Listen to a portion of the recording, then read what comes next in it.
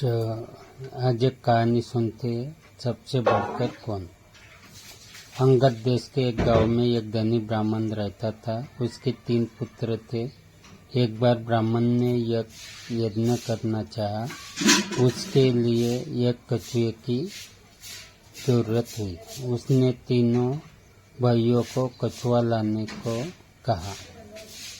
वे तीनों समुद्र पर पहुंचे। वहां उन्हें एक कछुआ मिल गया। बड़े ने कहा, मैं भोजन चंग हूँ, इसलिए कछुए को नहीं छूऊंगा। मझला बोला, मैं नारी चंग हूँ, मैं नहीं ले जाऊंगा। सबसे छोटा बोला, मैं सैया चंग हूँ, सो मैं नहीं ले जाऊंगा। तीनों इस बहस में पड़ गए कि उनमें से कौन बढ़कर है। जब वे आपस में इसका फैसला न कर सके तो राजा के पास पहुंचे। राजा ने कहा, आप लोग रुकिए, मैं तीनों की अलग अलग जांच करूंगा। इसके बाद राजा ने बढ़िया भोजन तैयार कराया और तीनों खाने बैठे। सबसे बड़े ने कहा, मैं खाना नहीं खाऊंगा, इसमें मुर्दे की गंध आती है। वह उठकर चला गया।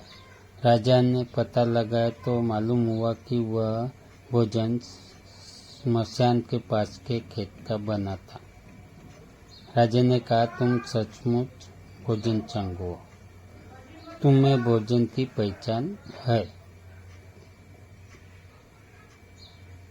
रात के समय राजा ने एक सुंदर वेश्या को मझले भाई के पास भेजा। जो ही वह वहाँ पहुंची कि मझले भाई ने कहा, इसे हटाओ यहाँ से, इसके शरीर से बकरी का दूध की गंध आती है। राजा ने यह सुनकर पता लगाया तो मालूम हुआ कि वह वेश्या बचपन से ही बकरी के दूध पर पली थी।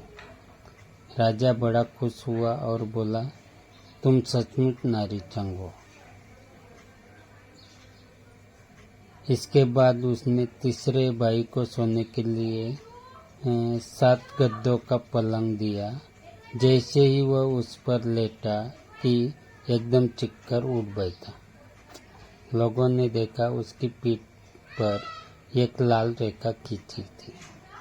राजा को खबर मिली तो उसने बिछौने को दिखवाया।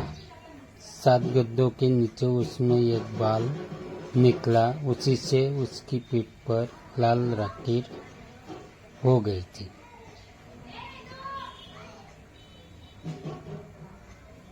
राजा को बड़ा आश्चर्य हुआ। उसने तीनों को 1-1 लाख रुपया दी। अब वे तीनों कछुए को ले जाना भूल गए। वही आनंद से रहने लगे। इतना कहकर बेताल बोला, हे राजा, तुम बताओ, उन तीनों में से बढ़कर कौन था।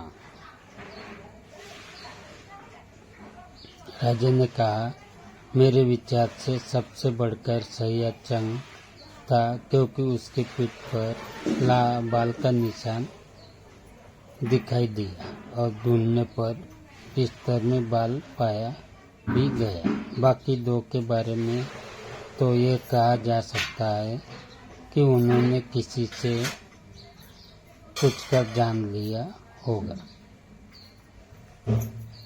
इतना सुनते ही बेताल फिर पेड़ पर जा लटका। राजा लौटकर वहाँ गया और उसे कहकर लौटा तो उसने और एक कहानी कही, जो अगले पार्ट में देखेंगे।